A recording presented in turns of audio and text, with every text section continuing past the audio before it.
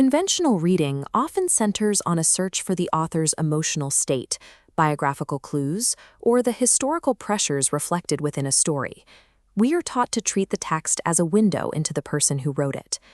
Between 1914 and the 1930s, Russian scholars demanded a complete break from this approach. Even as Russia descended into a decade of revolution and political violence, the formalists ignored the upheaval outside their windows to focus exclusively on the mechanics of the printed word. They established literature as an autonomous entity. It operates according to its own internal laws, functioning as a closed system that exists independently of the social or political world. Formalists analyzed the book as a machine. To understand it, one had to strip away the narrative and expose the raw engineering of the language underneath. The primary laboratory for this theory was Opoyaz, the Society for the Study of Poetic Language, formed in Petrograd around 1916. Its ranks included the movement's central architects, Viktor Shklovsky, Boris Eichenbaum, and Roman Jakobson. They issued a scientific directive: critics must focus strictly on the structural operations of a text. This meant discarding the traditional investigation into a book's meaning or message. Central to their method was the concept of the device.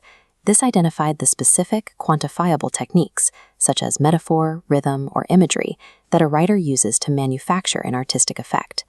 This clinical focus on form eventually drew the attention of the state. Under Joseph Stalin, formalism became a dangerous label, used as a pejorative to condemn art that failed to serve Soviet political goals. Despite this suppression, Opoyaz established a framework that successfully shifted literary criticism from the realm of subjective philosophy into an objective science.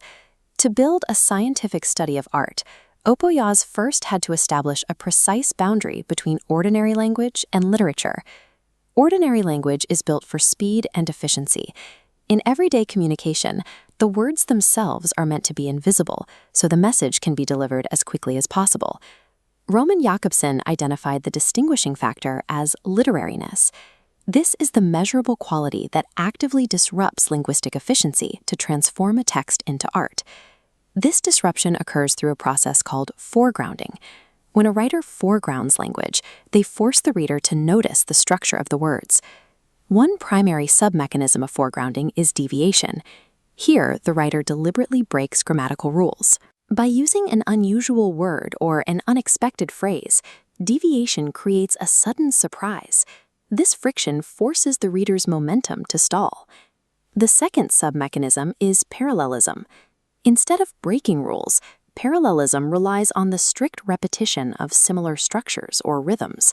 This creates a hypnotic focus on the form of the language. Through foregrounding, language ceases to be a transparent window. It becomes an opaque, textured wall, forcing the reader to look at the words. Having mapped language's structure, the formalists turned to how it hacks human psychology. Viktor Shklovsky detailed this in his 1917 essay, Art as Technique. Shklovsky's premise was that human beings suffer from a constant state of habituation. We become so accustomed to everyday routines, we stop truly perceiving them. We operate on automatic pilot, passing a street vendor without registering the details. Formalism offers an antidote to this state, a technique Shklovsky called defamiliarization. Defamiliarization is the deliberate presentation of ordinary, recognizable things in strange or unusual ways. The mechanical function of this technique is to increase cognitive friction. It is designed to slow down the reader's perception. By describing a familiar object as if it were seen for the very first time, the writer forces the reader to reconstruct their understanding of that object from scratch.